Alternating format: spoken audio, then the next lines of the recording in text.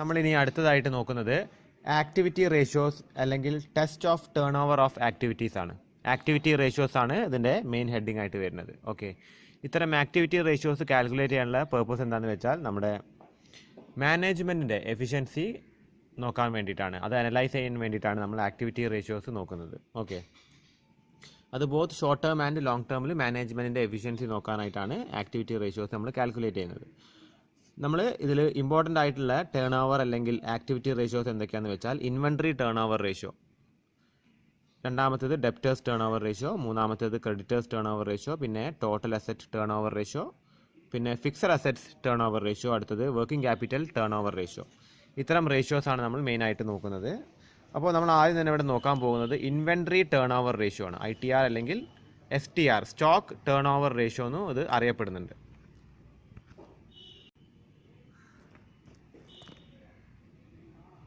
Stock അല്ലെങ്കിൽ inventory turnover ratio ആണ്. Okay, ITR അല്ലെങ്കിൽ STR, inventory turnover ratio അല്ലെങ്കിൽ സ്റ്റോക്ക് ടേൺ ഓവർ റേഷ്യോ. ഇപ്പോൾ inventory ഉദ്ദേശിക്കുന്നത് ഇവിടെ സ്റ്റോക്കിനെയാണ് മെയിനായിട്ട്. എന്തൊക്കെ വരുന്നത് വെച്ചാൽ ഇൻവെൻട്രിയിൽ എന്തൊക്കെ വരുന്നത് വെച്ചാൽ സ്റ്റോക്ക് ഓഫ് റോ മെറ്റീരിയൽ വരും, വർക്ക് ഇൻ പ്രോഗ്രസ് വരും, finished goods, consumable store, spare parts etcetera ഒക്കെ എന്താണ് സ്റ്റോക്കിൽ വരും. ഓക്കെ, അപ്പോൾ ഇവിടെ ശ്രദ്ധിക്കുക, ഇതാണ് അതിൻ്റെ equation. Inventory turnover ratio is equal to cost of goods sold divide by average inventory. Cost of goods സോൾഡിനെ ആവറേജ് ഇൻവെൻട്രി ആയിട്ട് ഡിവൈഡ് ചെയ്താൽ നമുക്ക് ഇൻവെൻട്രി ടേൺ ഓവർ റേഷ്യോ കിട്ടും. അപ്പോൾ ആദ്യം നമുക്ക് എന്ത് കിട്ടണം? കോസ്റ്റ് ഓഫ് ഗുഡ്സ് സോൾഡ് കിട്ടണം.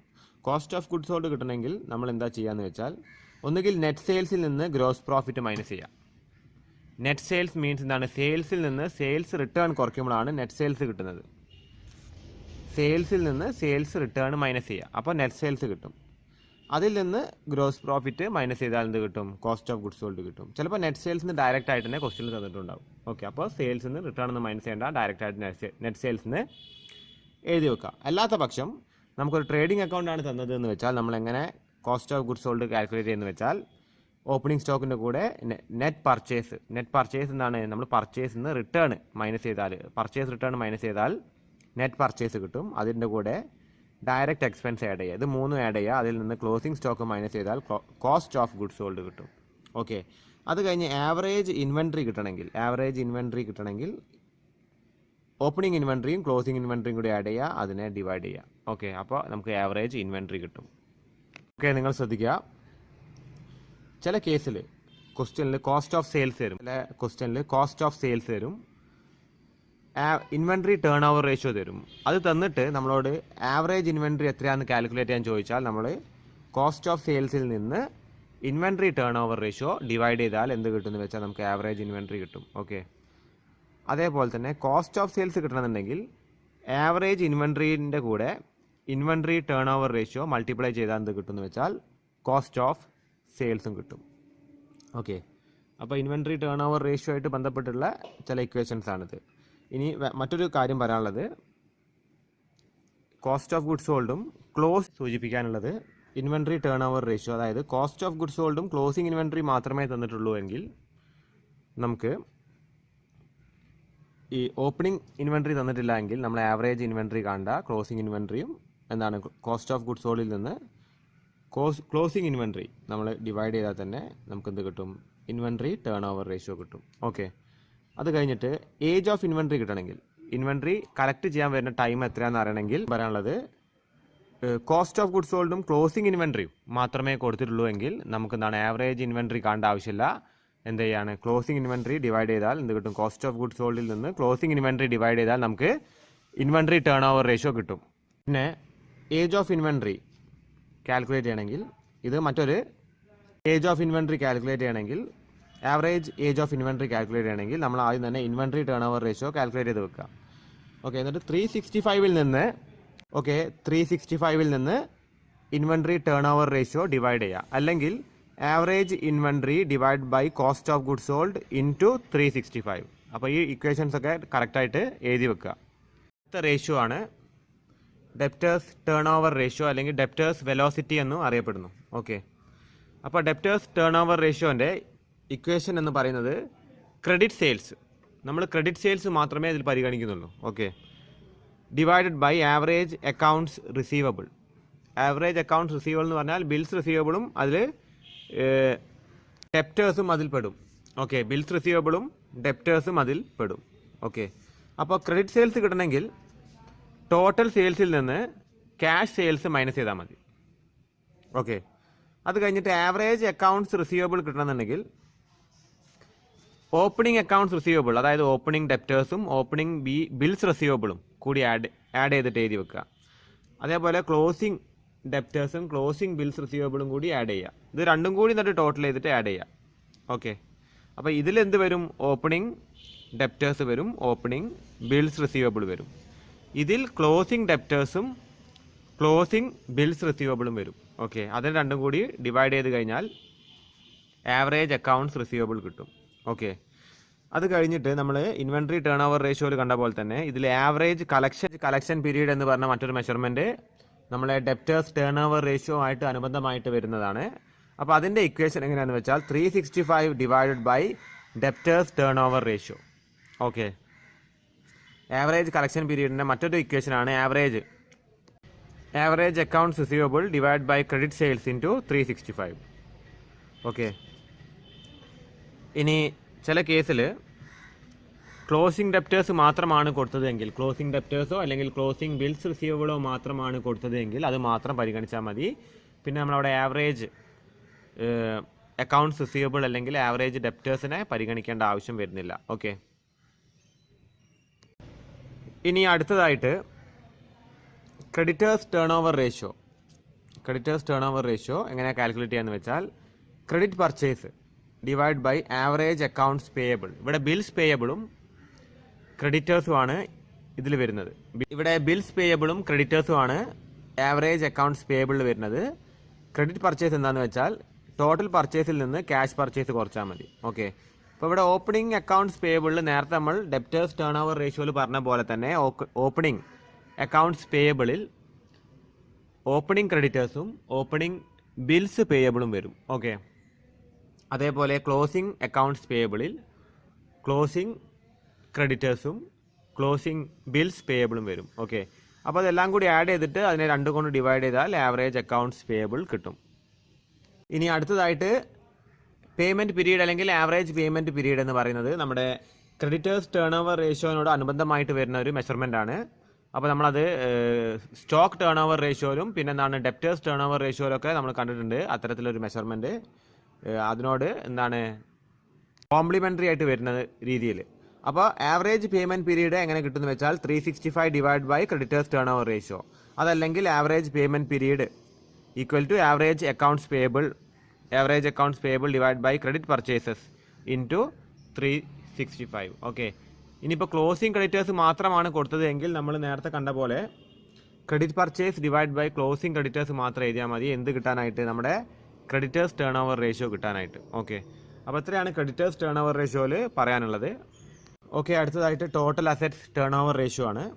അപ്പോൾ ടോട്ടൽ അസറ്റ്സ് ടേൺ ഓവർ റേഷ്യോൻ്റെ ഇക്വേഷൻ എന്താണെന്ന് വെച്ചാൽ sales divided by total assets.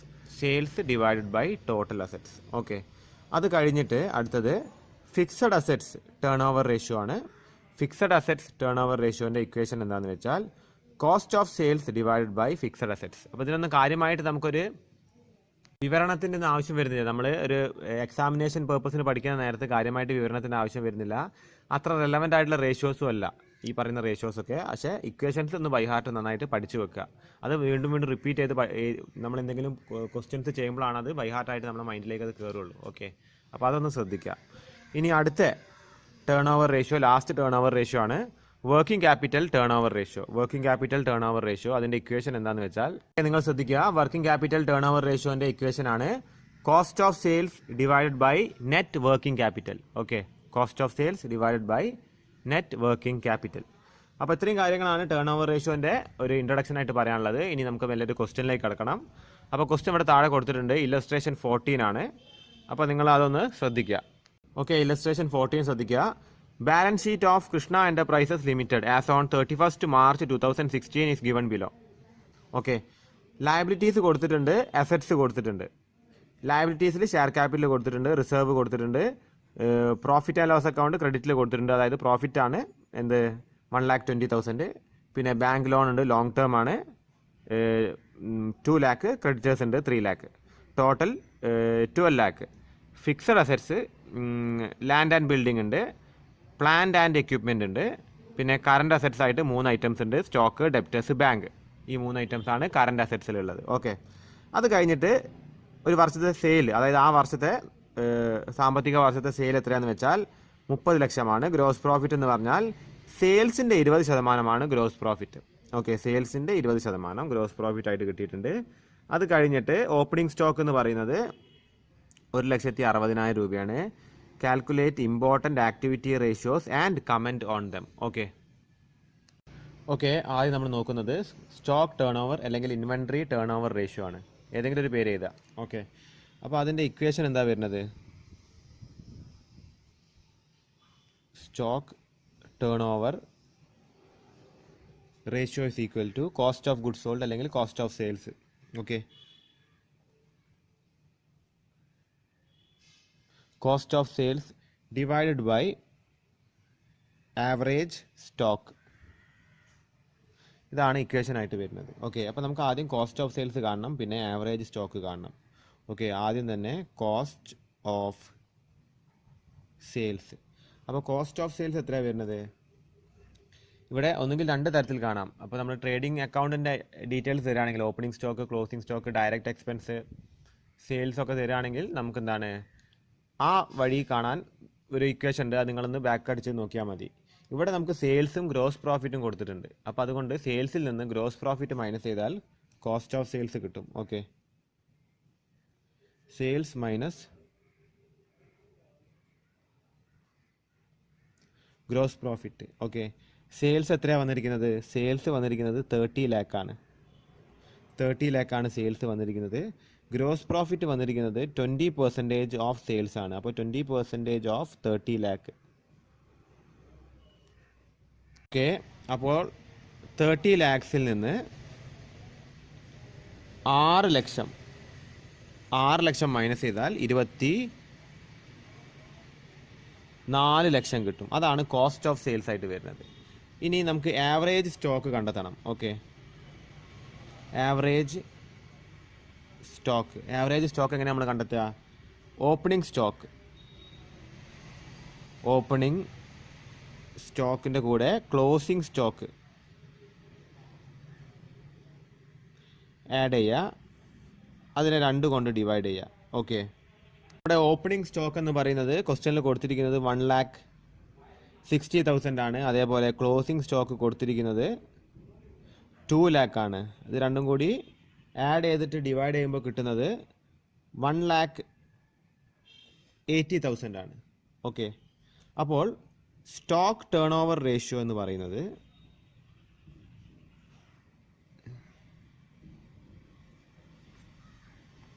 24 lakh divided by 1,80,000 which is equal to 13.33 times.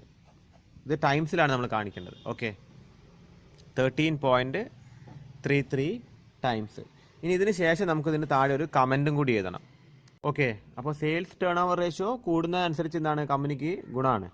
അപ്പോൾ എന്താണ്, since the ratio is high the company is making efficient sales at low level of stock. അതായത് കുറഞ്ഞ stock വെച്ചിട്ട് തന്നെ എന്താണ് കൂടുതൽ സെയിൽസ് ഉണ്ടാക്കാൻ കമ്പനിക്ക് സാധിക്കുന്നുണ്ട്. ഓക്കെ, അപ്പോൾ അങ്ങനെ ഒരു കമൻ്റായിട്ട് നിങ്ങൾ എഴുതുക. അപ്പോൾ അത് കൂടുന്ന നേരത്ത്, ഇപ്പോൾ 10ൽ താഴെ അല്ലെങ്കിൽ 1ൻ്റെ അടുത്ത് വരുന്ന നേരത്ത് എന്താണ് സ്റ്റോക്ക് ടേൺ ഓവർ റേഷ്യോ വളരെ കൂടുതലാണ്. അതുകൊണ്ട് കമ്പനിക്ക് എന്താണ് വളരെ പോസിറ്റീവായിട്ടുള്ളൊരു എന്താണ് സെയിൽസിൻ്റെ ടേൺ ഓവർ ആണുള്ളത്. ഓക്കെ, അപ്പോൾ അങ്ങനെ നിങ്ങൾ കമൻ്റായിട്ട് എഴുതി വെക്കുക. ഇനി അടുത്ത റേഷ്യോ എന്ന് പറയുന്നത് ഡെപ്റ്റേഴ്സ് ടേൺ ഓവർ റേഷ്യോ ആണ്. അപ്പോൾ അതിൻ്റെ ഇക്വേഷൻ എന്ന് പറയുന്നത് debtors turnover ratio equal to credit sales divided by average debtors ആണ്, അല്ലെങ്കിൽ ആവറേജ് ബിൽസ് റിസീവബിൾ ആണ് വേണ്ടത്. ഇവിടെ ക്ലോസിംഗ് ഡെപ്റ്റേഴ്സ് മാത്രമേ എഴുതുന്നുള്ളൂ. ഇവിടെ ബിൽസ് റിസീവബിൾ എന്ന് പറഞ്ഞ ഐറ്റം നമ്മളെ ബാലൻസ് ഷീറ്റിൽ കൊടുത്തിട്ടില്ല. അതേപോലെ ഓപ്പണിംഗ് ഡെപ്റ്റേഴ്സും കൊടുത്തിട്ടില്ല. ആകെ കൊടുത്തിരിക്കുന്നത് ക്ലോസിംഗ് ഡെപ്റ്റേഴ്സ് മാത്രമാണ്. ഓക്കെ, ക്ലോസിംഗ് ഡെപ്റ്റേഴ്സ് മാത്രമാണ്. നമ്മൾ എന്തൊക്കെയാണ് പരിഗണിക്കേണ്ടതെന്ന് വെച്ചാൽ, നമ്മൾ ബിൽസ് റിസീവബിൾ അതേപോലെ ഡെപ്റ്റേഴ്സുമാണ് പരിഗണിക്കേണ്ടത്. അപ്പോൾ ഇതിൻ്റെ ഓപ്പണിങ്ങും ക്ലോസിങ്ങും ഇതിൻ്റെയും അതേപോലെ ഓപ്പണിങ്ങും ക്ലോസിങ്ങും പരിഗണിക്കണം. എന്നിട്ടെന്താണ് അത് രണ്ടും കൂടി ആഡ് ചെയ്തിട്ട് അതിൻ്റെ ഡിവൈഡ് ബൈ 2 ആണ് ചെയ്യേണ്ടത്. പക്ഷേ ഇവിടെ ബിൽസ് റിസീവബിൾ കൊടുത്തിട്ടില്ല, ഡെപ്റ്റേഴ്സിൻ്റെ ഓപ്പണിങ്ങും കൊടുത്തിട്ടില്ല, ആകെ കൊടുത്തിരിക്കുന്നത് ഡെപ്റ്റേഴ്സിൻ്റെ ക്ലോസിംഗ് ബാലൻസ് മാത്രമാണ്. അപ്പോൾ നമ്മൾ അത് മാത്രം എടുത്ത് എഴുതിയാൽ മതി. ഓക്കെ, നമ്മുടെ സെയിൽസ് എന്ന് പറയുന്നത് അപ്പോൾ നമ്മുടെ ക്രെഡിറ്റ് സെയിൽസ് എന്ന് പറയുന്നത് 30 ലാക്കാണ്. കാര്യം എന്താണെന്ന് വെച്ചാൽ വേറെ ക്യാഷ് സെയിൽസിനെ കുറിച്ചിട്ടൊന്നും നമ്മളെ ക്വസ്റ്റ്യനിൽ പറയുന്നില്ല. അപ്പോൾ എത്രയാണോ സെയിൽസ് ഉള്ളത് അത് ടോട്ടലി നമ്മൾ ക്രെഡിറ്റ് സെയിൽസ് ആയിട്ട് പരിഗണിക്കാം. അപ്പോൾ 30 ലാക്സിനും ക്രെഡിറ്റ് സെയിൽസ് ആയിട്ട് പരിഗണിക്കാം. അത് കഴിഞ്ഞിട്ട് ക്ലോസിംഗ് ഡെപ്റ്റേഴ്സ് ആയിട്ട് വരുന്നത് നമ്മളെ ബാലൻസ് ഷീറ്റിൽ കാണിച്ചിരിക്കുന്ന ഡെപ്റ്റേഴ്സിൻ്റെ എമൗണ്ട് ആണ് 3,50,000. ഓക്കെ, അപ്പോൾ അത് എത്ര വരുന്നു എന്ന് വെച്ചാൽ 8.57 ടൈംസ് 8.57 ടൈംസ് ആണ് വരുന്നത്. ഇനി ഇതിന് നമുക്കൊരു കമൻറ്റ് ഇതിൻ്റെ അനുബന്ധമായിട്ട് എഴുതണം. ഓക്കെ, അപ്പോൾ ഇവിടെ നമ്മളെ ഡെപ്റ്റേഴ്സ് ടേൺ ഓവർ റേഷ്യോ എന്ന് പറയുന്നത് 8.57 ആണ്. അപ്പോൾ അതിൻ്റെ കമൻറ്റ് നമ്മൾ എഴുതിയിരിക്കുന്നത് debtors turnover ratio is very high indicating favourable credit policy. Okay, അപ്പോൾ ലോ ആണെങ്കിൽ ഇൻഡിക്കേറ്റിംഗ് എന്താണ് അൺഫേവറബിൾ ക്രെഡിറ്റ് പോളിസി എന്ന് എഴുതുക. ഓക്കെ, ഇനി അടുത്തതായിട്ട് നമുക്ക് ക്രെഡിറ്റേഴ്സ് ടേൺ ഓവർ റേഷ്യോ ആണ് എഴുതാനുള്ളത്. ഓക്കെ, അപ്പോൾ ക്രെഡിറ്റേഴ്സ് ടേൺ ഓവർ റേഷ്യോയിൽ നമുക്ക് credit purchases divided by closing creditors ആണ് എഴുതേണ്ടത്. ഓക്കെ, അപ്പോൾ പർച്ചേസോ അല്ലെങ്കിൽ ക്രെഡിറ്റ് പർച്ചേസോ ഒന്നും നമ്മളെ ക്വസ്റ്റ്യനിൽ കൊടുത്തിട്ടില്ല. സെയിൽസിനെ പറ്റി മാത്രം വിവരം കൊടുത്തിട്ടുള്ളൂ, പർച്ചേസിനെ കുറിച്ചിട്ട് വിവരം കൊടുത്തിട്ടില്ല. ഓക്കെ, അപ്പോൾ പർച്ചേസ് കിട്ടണമെന്നുണ്ടെങ്കിൽ നമ്മളൊരു ഇക്വേഷൻ യൂസ് ചെയ്യണം. നമുക്ക് കോസ്റ്റ് ഓഫ് സെയിൽസ് കാണാൻ നമ്മൾ സ്റ്റോക്ക് ടേൺ ഓവർ റേഷ്യോയിൽ കോസ്റ്റ് ഓഫ് സെയിൽസ് കാണാൻ 2 ഇക്വേഷൻ ഉണ്ടായിരുന്നു. ഒന്ന്, സെയിൽസിൽ നിന്ന് നമ്മുടെ ഗ്രോസ് പ്രോഫിറ്റ് കുറച്ചാൽ കോസ്റ്റ് ഓഫ് സെയിൽസ് അല്ലെങ്കിൽ കോസ്റ്റ് ഓഫ് ഗുഡ്സ് സോൾഡ് കിട്ടുമായിരുന്നു. അല്ലെങ്കിൽ കോസ്റ്റ് ഓഫ് സെയിൽസ് അല്ലെങ്കിൽ കോസ്റ്റ് ഓഫ് ഗുഡ്സ് സോൾഡ് കിട്ടണമെങ്കിൽ നമ്മൾ ഓപ്പണിംഗ് സ്റ്റോക്കിൻ്റെ കൂടെ പർച്ചേസ്, ഡയറക്റ്റ് എക്സ്പെൻസ് ഒക്കെ ആഡ് ചെയ്യുക, അതിൽ നിന്ന് ക്ലോസിംഗ് സ്റ്റോക്ക് മൈനസ് ചെയ്താൽ മതിയായിരുന്നു. ഓക്കെ, നമ്മൾ ആ ഒരു ഇക്വേഷൻ വെച്ചിട്ട് ഇവിടെ പർച്ചേസ് കാണണം. ഓക്കെ, പർച്ചേസ് അല്ലെങ്കിൽ എന്താണ് ക്രെഡിറ്റ് പർച്ചേസ് എന്ന് എഴുതാം.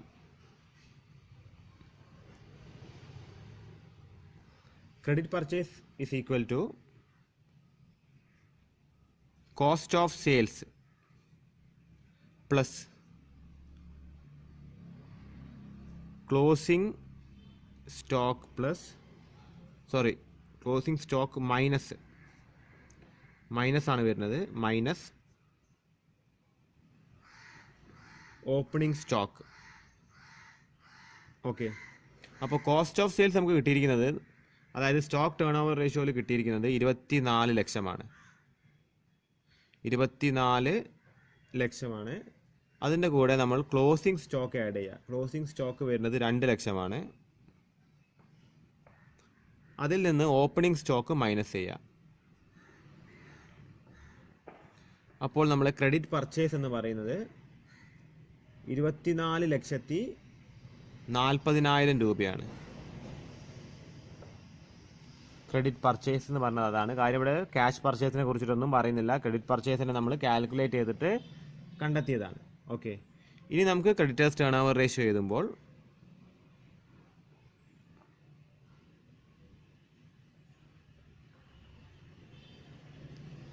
അപ്പോൾ എത്രയാണ് 24,40,000 ഡിവൈഡഡ് ബൈ ക്ലോസിംഗ് ക്രെഡിറ്റേഴ്സ് മാത്രമേ എഴുതാൻ പറ്റുള്ളൂ. കാര്യം അവിടെ ഓപ്പണിംഗ് ക്രെഡിറ്റേഴ്സ് കൊടുത്തിട്ടില്ല. ക്ലോസിംഗ് ക്രെഡിറ്റേഴ്സ് ബാലൻസ് ഷീറ്റിൽ കൊടുത്തതാണ് ക്ലോസിംഗ് ക്രെഡിറ്റേഴ്സ് ആയിട്ട് വരുന്നത്. എത്ര എമൗണ്ട് എന്ന് വെച്ചാൽ 3 lakh. ഓക്കെ, അപ്പോൾ അത് എത്ര വരും എന്ന് വെച്ചാൽ 8.13 ടൈംസ് ആണ്. അപ്പോൾ ഇതും എന്താണ് നമ്മുടെ ക്രെഡിറ്റേഴ്സ് ടേൺ ഓവർ റേഷ്യോ എന്താണ്, അപ്പോൾ 8.13 ടൈംസ് ആണ് കിട്ടിയിരിക്കുന്നത്. അത് റീസണബിളി ഹൈ ആയിട്ടാണ് കാണുന്നത്. അതിന് താഴെ നിങ്ങൾ കമൻറ്റ് ചെയ്താൽ creditors turnover ratio is reasonably high indicating reasonable period of credit from suppliers. Total assets turnover ratio ആണ്. അപ്പോൾ total assets turnover ratio is equal to sales divide by total assets. Sales 30 lakh ക്വസ്റ്റ്യനിലുള്ളതാണ്. Total assets നമ്മുടെ asset സൈഡിൽ total എത്രയാണ് കാണുന്നത് balance ഷീറ്റിൽ 12 ലക്ഷം. Okay, അപ്പോൾ അതിൻ്റെ ഡിവൈഡ് ചെയ്തിട്ട് എഴുതുക 2.5 ടൈംസ് ആണ് വരുന്നത്. ഓക്കെ, അപ്പോൾ നമ്മൾ ഒന്നിനെക്കാട്ടും കൂടി കഴിഞ്ഞാൽ ഇത് ഫേവറബിൾ ആയിട്ടാണ് കണക്കാക്കുന്നത്. അതായത് ടോട്ടൽ അസറ്റ് റേഷ്യോ, അതായത് എത്ര ഈ അസറ്റ് ഉപയോഗിച്ചുകൊണ്ട് എത്ര സെയിൽസ് നടത്തി എന്നുള്ളതാണ്. അതായത് 12 ലക്ഷത്തിൻ്റെ അസറ്റ് ഉപയോഗിച്ചുകൊണ്ട് 30 ലക്ഷത്തിൻ്റെ സെയിൽസ് നടത്തി വരാൻ എന്താണ് വളരെ എഫിഷ്യൻ്റ് ആയിട്ട് മാനേജ്മെൻറ്റ് നമ്മുടെ ടോട്ടൽ അസറ്റ് യൂസ് ചെയ്തെന്നുള്ളതാണ്. അപ്പോൾ അതിൻ്റെ കമൻ്റ് ആണ് it indicates the management is efficient in utilising of total assets. Okay, ഇനി അടുത്തതായിട്ട് fixed assets turnover ratio ആണ്. അപ്പോൾ ഫിക്സഡ് അസറ്റ് ടേൺ ഓവർ റേഷ്യോൻ്റെ ഇക്വേഷൻ എന്ന് പറയുന്നത് cost of sales divide by fixed assets ആണ്. കോസ്റ്റ് ഓഫ് സെയിൽസ് എത്രയാണ് വരുന്നത്? 24 ലക്ഷമാണ് കോസ്റ്റ് ഓഫ് സെയിൽസ് വരുന്നത്. ഫിക്സഡ് അസറ്റ്സ് വരുന്നത് 6 ലക്ഷമാണ്. ഓക്കെ, അപ്പോൾ അത് എത്ര വരുന്നത് വെച്ചാൽ 4 ടൈംസ് ആണ് വരുന്നത്. ഇത് റിലേറ്റീവ്ലി ഹൈ റേഷ്യോ തന്നെയാണ്, അതുകൊണ്ട് ഇത് ഫേവറബിൾ ആയിട്ട് തന്നെയാണ് കണക്കാക്കുന്നത്. അതിൻ്റെ കമൻറ്റ് നിങ്ങൾ ശ്രദ്ധിക്കുക. The ratio is relatively high indicating better utilisation of fixed assets. അത് നല്ല രീതിക്ക് തന്നെയാണ് മാനേജ്മെൻറ്റ് ഫിക്സഡ് അസറ്റ് യൂട്ടിലൈസ് ചെയ്തത് എന്നതാണ് ആ റേഷ്യോനെ കൊണ്ട് എന്താണ് സൂചിപ്പിക്കുന്നത്. ആ റേഷ്യോ അനലൈസ് ചെയ്യുമ്പോൾ മനസ്സിലാവുന്നത് നല്ല രീതിക്കാണ് ഫിക്സഡ് അസറ്റ് മാനേജ്മെൻറ്റ് യൂട്ടിലൈസ് ചെയ്തത് എന്നുള്ളതാണ്. ഓക്കെ, ഇനി അവസാന റേഷ്യോ എന്ന് പറയുന്നത് working capital turnover ratio ആണ്. ഓക്കെ, അത് working capital turnover ratio ആണ്, ലാസ്റ്റ് റേഷ്യോ ആണ് ആക്ടിവിറ്റി റേഷ്യോസിൽ. അപ്പോൾ working capital turnover ratio is equal to cost of sales divide by net working capital. Okay, അപ്പോൾ cost of sales നമുക്ക് എന്താണെന്ന് അറിയാം. എത്ര വരുന്നത്? 24 ലക്ഷമാണ് കോസ്റ്റ് ഓഫ് സെയിൽസ് വരുന്നത്. നമുക്ക് നെറ്റ് വർക്കിംഗ് ക്യാപിറ്റൽ എത്രയാണെന്ന് അറിയണം. ഓക്കെ, അപ്പോൾ net working capital means net current assets minus net current liabilities ആണ്. ഓക്കെ, അപ്പോൾ ഇവിടെ കറണ്ട് അസറ്റും കറണ്ട് ലയബിലിറ്റിയും കൊടുത്തിട്ടുണ്ട്. അവിടെ ഇത് നിങ്ങൾ നെറ്റ് വർക്കിംഗ് ക്യാപിറ്റൽ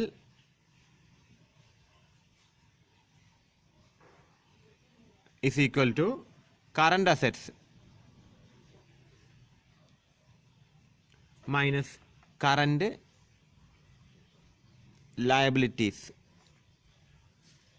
ഓക്കെ, അപ്പോൾ നമ്മൾ കറണ്ട് അസറ്റ്സ് ആയിട്ട് നമ്മളെ ബാലൻസ് ഷീറ്റിൻ്റെ അസറ്റ് സൈഡിൽ കൊടുത്തിരിക്കുന്നത് സ്റ്റോക്ക്, ഡെപ്റ്റേഴ്സ്, ബാങ്ക് ആണ്.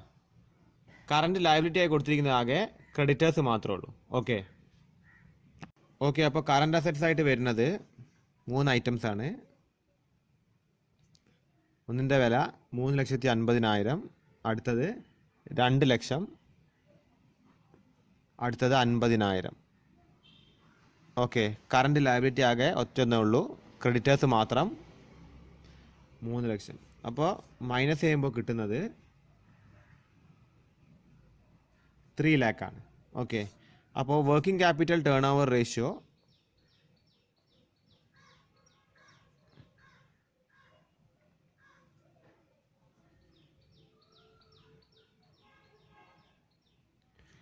is equal to 24 lakh. അതായത് cost of sales 24 lakh divided by 3 lakh. Okay, which is equal to 8 times. അപ്പോൾ ഇതെന്താണ് വളരെ ഹൈ ആയ റേഷ്യോ ആണ്. അപ്പോൾ വർക്കിംഗ് ക്യാപിറ്റൽ ഇത്രയും വർക്കിംഗ് ക്യാപിറ്റൽ വെച്ചുകൊണ്ട് 24 ലക്ഷത്തിൻ്റെ കോസ്റ്റ് ഓഫ് സെയിൽസ് ആണ് വന്നിരിക്കുന്നത്. അപ്പോൾ എന്താണ് അത് ഹൈ റേഷ്യോ ആയതുകൊണ്ട് എന്താണ് അത് വളരെ എഫിഷ്യൻ്റ് ആയിട്ടാണ് പരിഗണിക്കുന്നത്. ഓക്കെ, ടൈംസ് ആയതുകൊണ്ട് അത് ഹൈ ആണ് കിടക്കുന്നത് working capital turnover ratio, അതുകൊണ്ട് അതിനെ എഫിഷ്യൻസി ആയിട്ട് അല്ലെങ്കിൽ എഫിഷ്യൻ്റ് ആയിട്ടാണ് കണക്കാക്കുന്നത്. അപ്പോൾ അതിൻ്റെ കമൻറ്റ് എന്താണ് വരിക എന്ന് വെച്ചാൽ management is highly efficient in utilising working ക്യാപിറ്റലാണ്. ഓക്കെ, അപ്പോൾ നിങ്ങൾ ഇത് കമൻ്റ് ആയിട്ട് ചെയ്ത്. അപ്പോൾ നമ്മൾ 5ഓളം റേഷ്യോസ് ആണ് ചെയ്തത്, അതെല്ലാം ആക്ടിവിറ്റി റേഷ്യോസിൽ വരുന്നതാണ്. അപ്പോൾ ഓരോന്നും നിങ്ങൾ കൃത്യമായിട്ട് എഴുതി വെച്ചിട്ട് നിങ്ങൾ എന്താണ് എന്തെങ്കിലും ഡൗട്ടുകൾ ഉണ്ടെങ്കിൽ എൻ്റെ അടുത്ത് ചോദിക്കുക. ഓക്കെ.